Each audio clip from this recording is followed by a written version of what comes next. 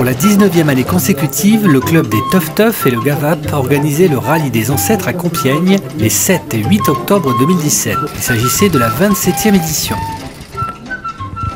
Bon, nous arrivons. Alors bien sûr, la mécanique a parfois fait des siennes. La chambre à air était crevée, on a remis notre chambre à air. Il fallait même quelquefois pousser pour redémarrer. Mais ce fut l'occasion pour le public toujours très nombreux d'admirer des automobiles d'avant 1905 et qui fait de ce rendez-vous un moment unique au monde. On a réussi à réunir plus de 50 voitures d'avant 1906.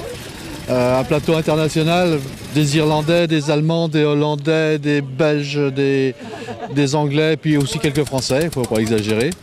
Et on a fait une tournée hier en mangeant un vieux moulin reçu par la mairie, très agréable. Aujourd'hui, un plus grand parcours qui est le rallye des ancêtres, le vrai, parce que hier c'était un échauffement. Et puis beaucoup de belles voitures, des voitures qu'on voit très rarement en France, qu'on voit plus facilement dans les musées, musée de Compiègne entre autres. Mais là-bas, elles sont conservées dans leur état. Ici, on les conserve pour les faire rouler et se faire plaisir entre amis. Toujours un plaisir tous les ans, le premier dimanche d'octobre, dans l'Oise, revenir sur Compiègne, rouler dans la forêt. Très belle région qui est très agréable pour nos voitures, pas d'embouteillage, idéal pour nous. Depuis le château de Compiègne, les participants ont effectué un rallye promenade de 2 jours en forêt et alentour entre le palais impérial, Vieux Moulin et Pierrefonds avec une petite incursion dans l'Aisne. Le domaine des Thermes de Pierrefonds a reçu les équipages pour le déjeuner. Les participants venaient aussi pour cela, goûter au plaisir de la cuisine française. Transport, il y a toute la logistique et puis l'organisation qui est très bien faite avec des repas qui sont très bons et très bien faits pour valoriser le patrimoine culinaire de la France. L'occasion aussi pour le public d'admirer de près ses ancêtres et même d'engager la conversation avec leurs propriétaires. La plus vieille inscrite dans ce rallye est une Panhard de 1897. Le public a aussi découvert 2 véhicules à vapeur, des pièces de musée fascinantes, mais surtout très gourmandes en eau. Des soucis particuliers, on en a tout le temps, donc c'est pas compliqué.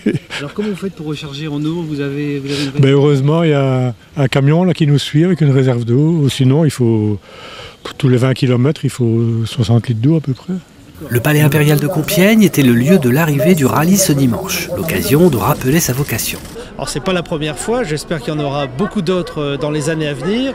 Pour nous c'est important puisque parmi l'ensemble des musées que propose le palais de Compiègne, il y a bien sûr le musée de la voiture et du tourisme et que nous présentons un ensemble de collections qui vont en gros de la chaise à porteur aux premières automobiles en passant par l'hippomobile.